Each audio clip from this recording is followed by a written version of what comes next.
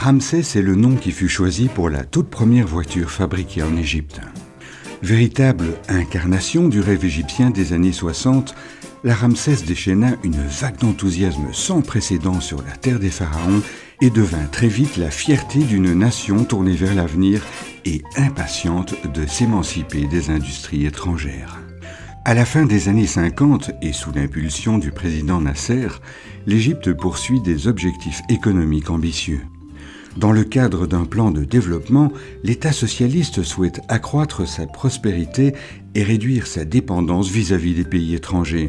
C'est ainsi que de nombreux biens de consommation qui étaient auparavant importés furent désormais fabriqués dans le pays. De même que ce plan prévoyait également la création d'une industrie automobile. En effet, la construction de voitures promettait non seulement le prestige, mais également de nombreux emplois.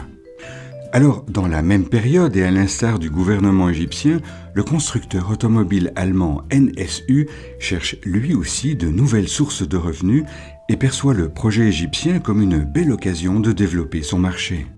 L'industrie égyptienne, quant à elle, y voit une occasion de profiter du savoir-faire qui lui fait encore largement défaut et au printemps 1960 envoie une délégation à l'usine de Neckarsulm afin d'engager des discussions. L'objectif étant de passer un contrat pour la fourniture de châssis et moteurs d'un modèle déjà fort populaire en Allemagne, la NSU Prinz, au profit de la nouvelle société Egyptian Automotive Company. Les deux parties trouvent rapidement un accord et c'est ainsi que la marque nationale Ramsès, reprenant le nom de l'illustre pharaon, fut créée en 1960. Très vite, le constructeur d'Allemagne de l'Ouest expédie les premiers châssis et moteurs du modèle Prinz, tandis que les carrosseries et l'habillage intérieur seront quant à eux soigneusement fabriqués à la main et assemblés sur place. Les débuts de fabrication seront balbutiants et la production ne dépassera pas les 3 ou 4 unités par jour, avec au final une voiture plutôt inhabituelle, semblant à peine répondre aux normes européennes de construction automobile.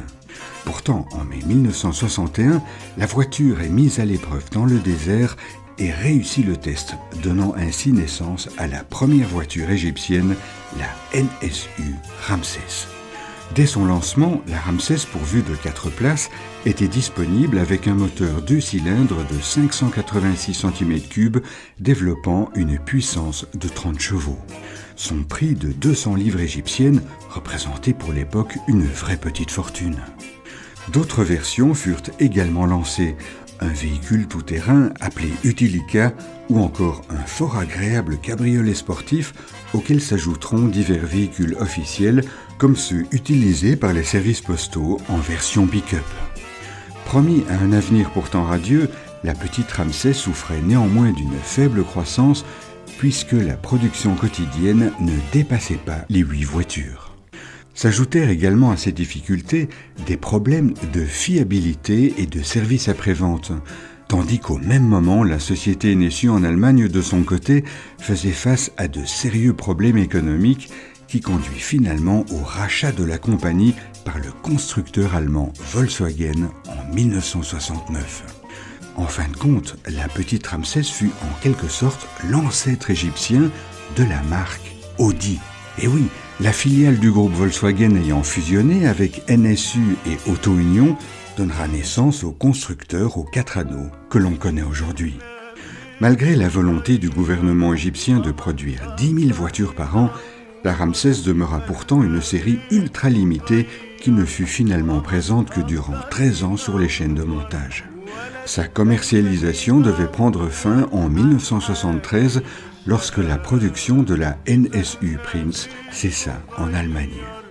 Une chose est certaine, malgré ses objectifs ambitieux, la voiture égyptienne Ramsès ne connut pas le succès attendu.